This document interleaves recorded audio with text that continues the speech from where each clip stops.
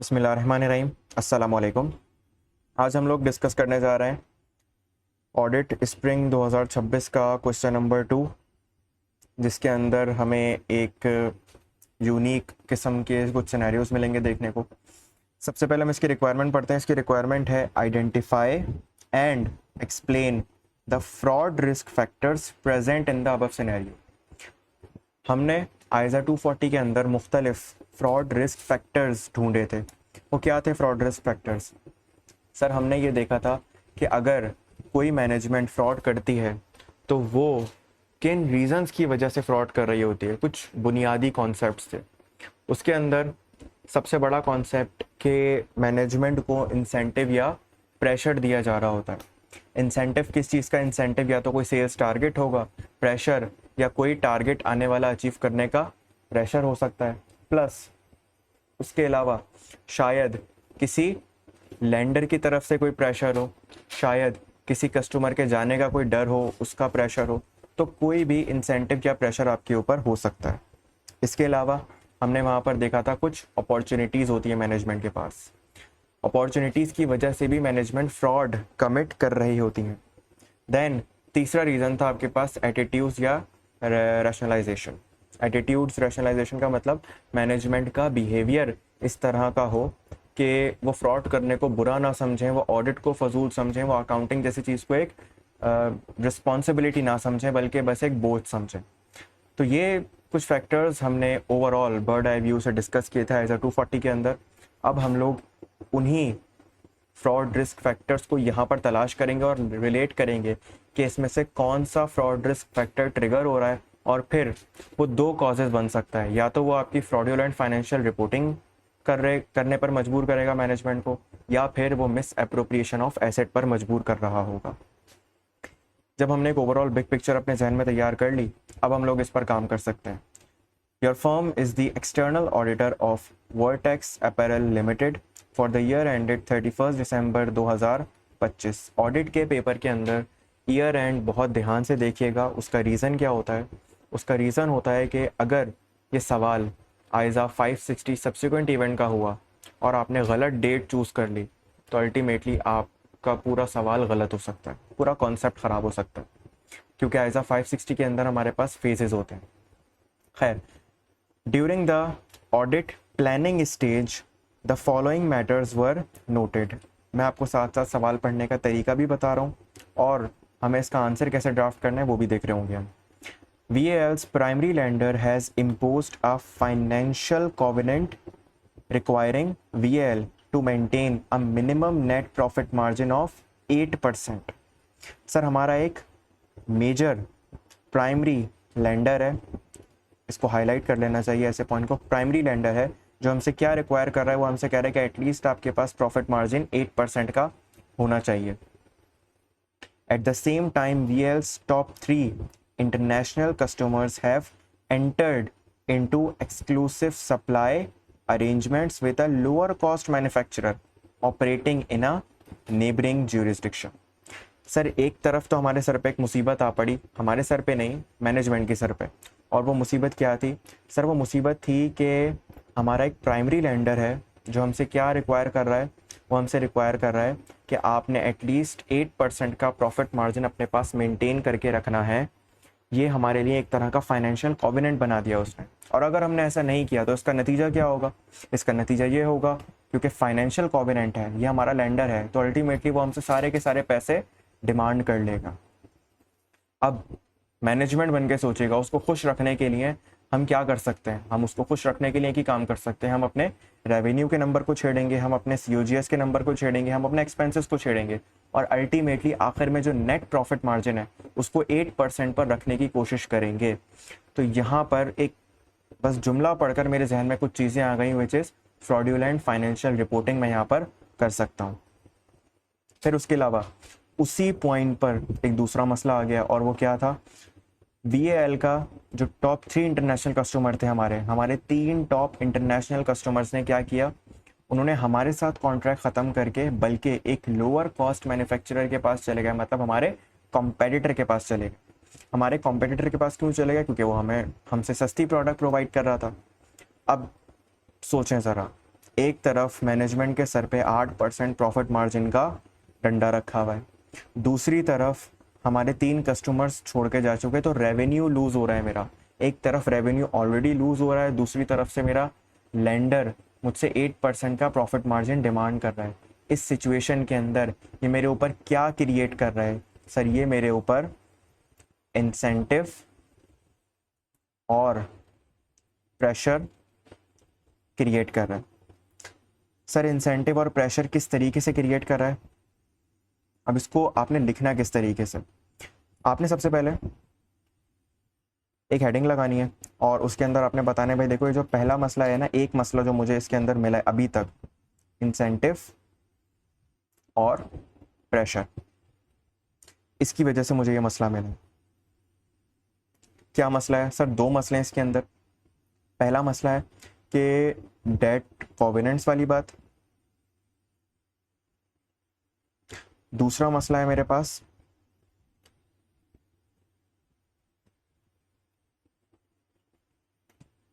Loss of 3 major international customers. ये 2 बड़े मसले हैं मेरे पास। अब इन 2 मसलों की वजह से आपने पहले यहाँ पर बताया इंसेंटिव और प्रेशर का मसला है, फिर आपने इस पॉइंट के अंदर एक्सप्लेन करना है कि हमारे एक प्राइमरी लेंडर ने हमारे ऊपर रिक्वायरमेंट रखी है कि हमें क्या करना है, एटलीस्ट 8% का प्रॉफिट मार्जिन मेंटेन करके रखना है, अदरवाइज वो हमसे सारे के सारे पैसे डिमांड कर सकता है, क्योंकि फाइनेंशियल कोवेनेंट लगाया हुआ है। अगर मैनेजमेंट 8% से कम प्रॉफिट मार्जिन रखती है तो इस सूरत में हमें सारे के सारे पैसे वापस करने पड़ सकते हैं। तो therefore this will create a risk of, therefore this will create fraudulent financial reporting का रिस्क फैक्टर। ओके, उसके बाद दूसरा मसला loss of 3 major international customers. Sir हमारे सर पे एक और मसला आके पड़ गया, और वो क्या है कि हमारे 3 बड़े कस्टमर्स छोड़कर जा रहे हैं, बल्कि चले गए एक तरह के।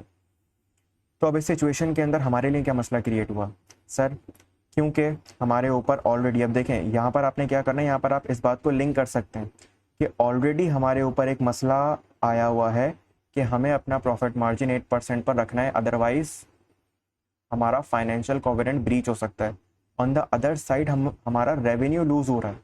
आपने यहाँ पर बाकायदा मेंशन करना है कि VAL का रेवेन्यू लूज हो रहा है क्योंकि हमारे 3 इंटरनेशनल कस्टमर्स हमारे कॉम्पिटिटर के पास शिफ्ट हो गए।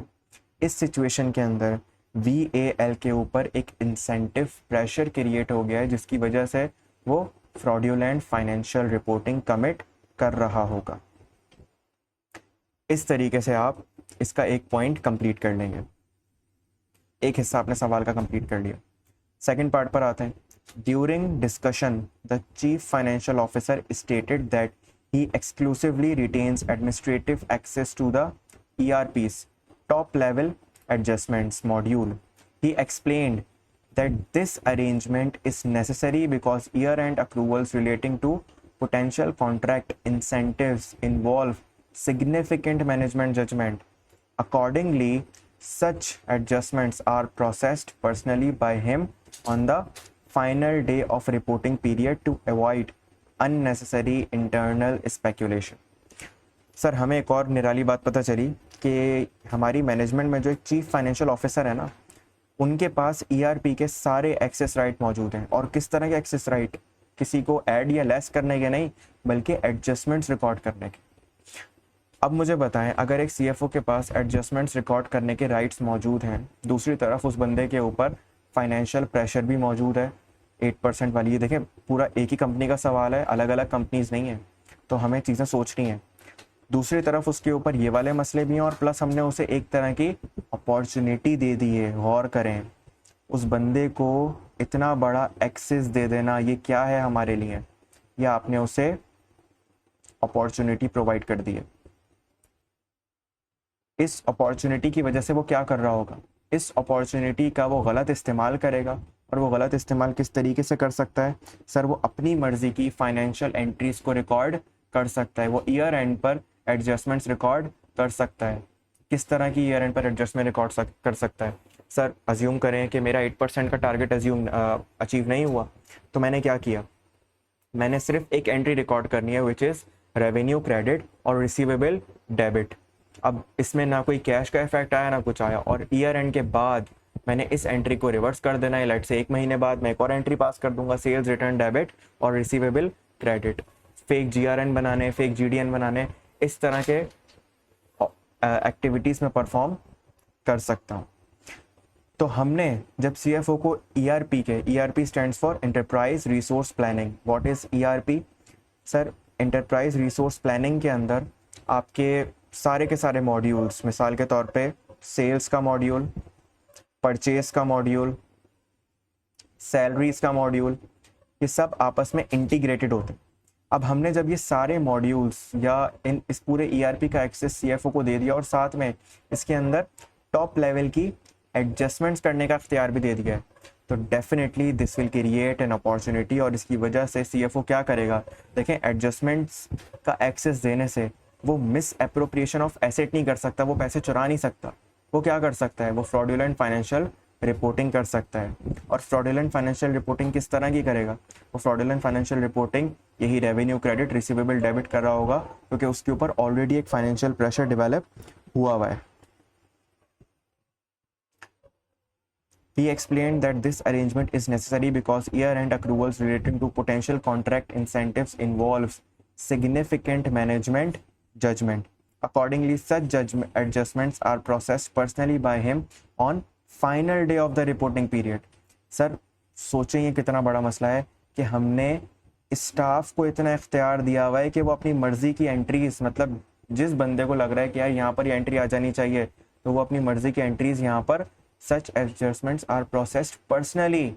मतलब अगर सीएफओ को लगे कि यहाँ पर कोई एडजस्टमेंट आ जानी चाहिए, हम एस्टीमेट को चेंज कर सकते हैं, वो वहाँ पर वो एडजस्टमेंट अपनी मर्जी की रिकॉर्ड कर सकता है to avoid unnecessary internal speculation.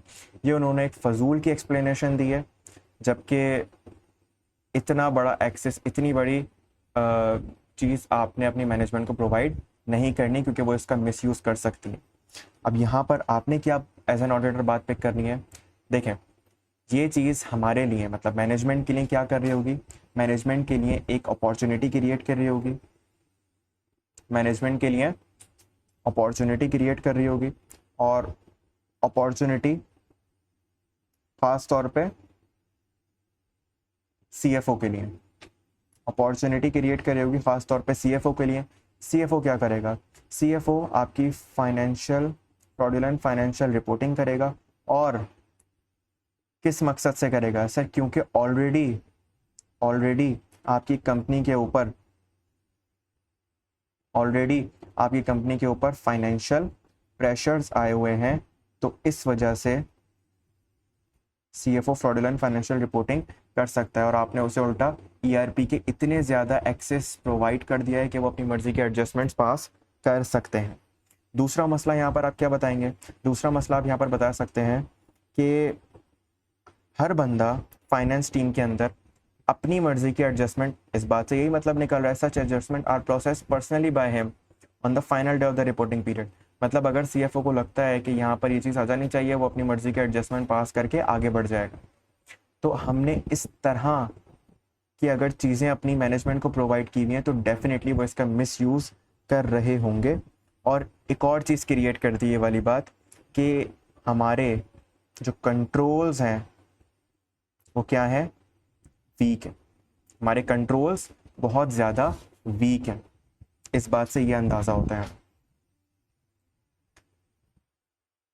Despite the publication of a recent industry report indicating a 12% increase in defective fabric complaints across the apparel sector, VAL has continued to apply its historical sales return provision rates.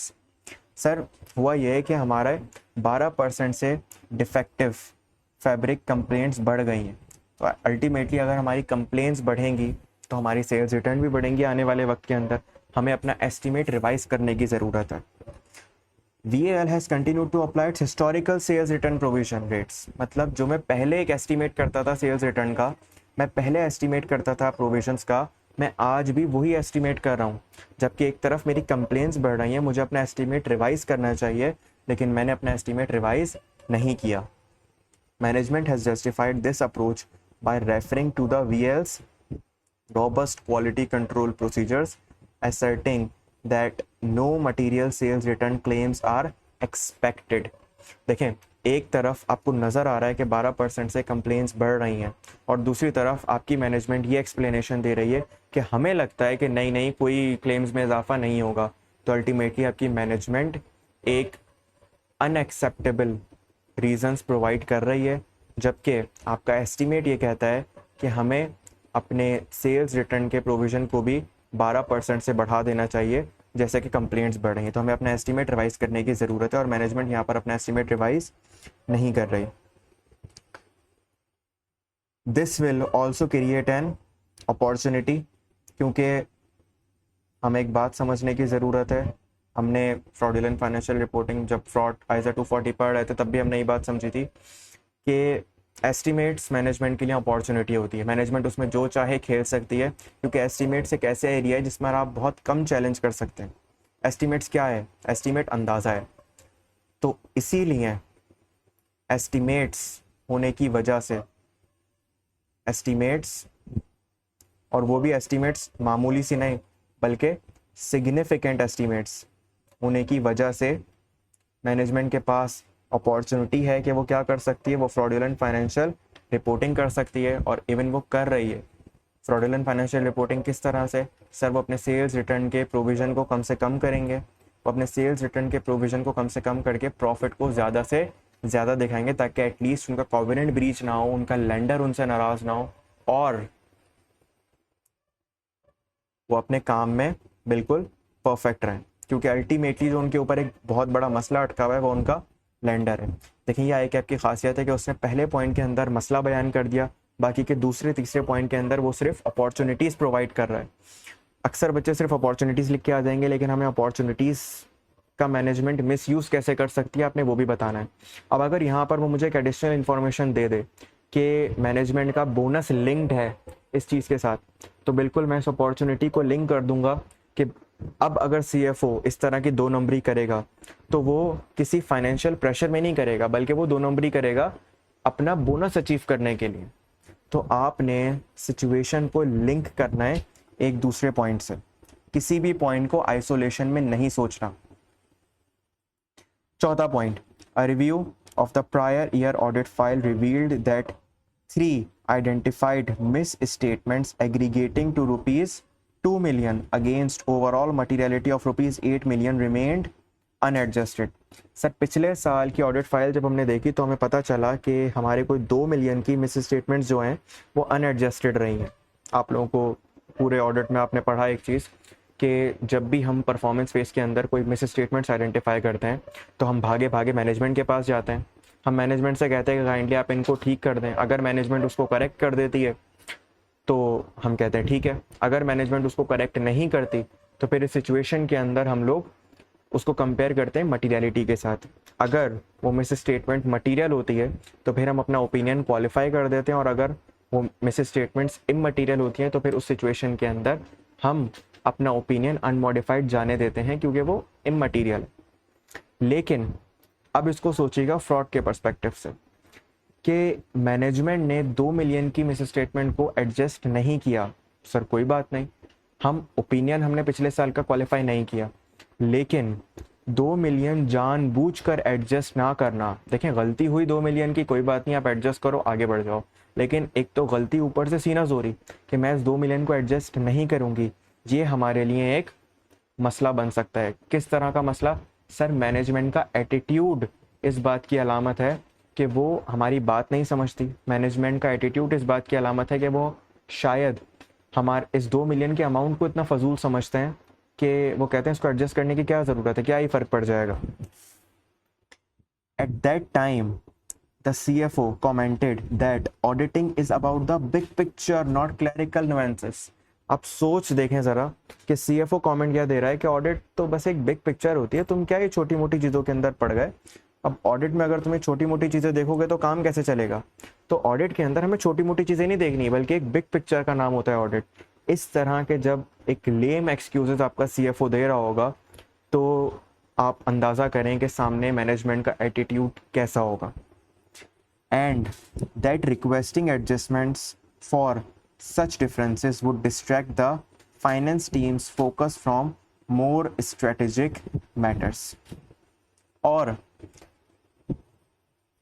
जब आपने management से request की कि ये adjustments वगैरह हो जानी चाहिए, तो उस सिचुएशन में आपको CFO क्या रिप्लाई दे रहा है? एक तो ये ऑडिट जो है वो बहुत फजूल सी चीज़ है, तुम क्या इन चक्करों में पड़ रहे हो। दूसरी चीज़ वो कह रहा है कि फाइनेंस टीम के पास और बहुत सारे काम हैं जो कि इससे बहुत ज़्यादा ज़रूरी हैं। इसका मतलब है कि CFO की नज़र में अकाउंटिंग, ऑडिट और ये एडजस्टमेंट्स पास करना एक फ़जूल सा काम है। तो यहाँ पर हमें क्या इंडिकेशन मिल रही है? यहाँ पर कोई अपॉर्चुनिटी नहीं है, कोई इंसेंटिव प्रेशर नहीं है, बल्कि यहाँ पर आपको मैनेजमेंट का एटीट्यूड, या आप इसको रैशनलाइजेशन भी कह सकते हैं,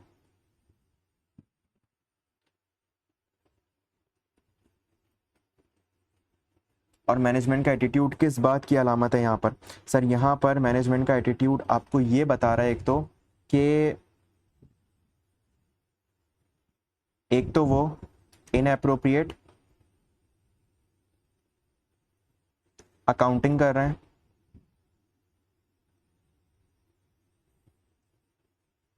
और 2 मिलियन की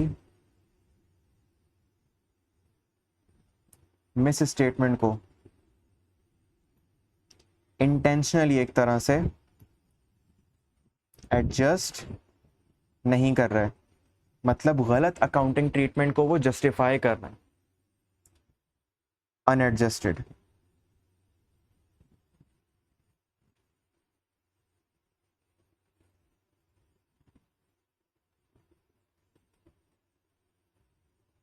एक तो ये मसला है आपके पास।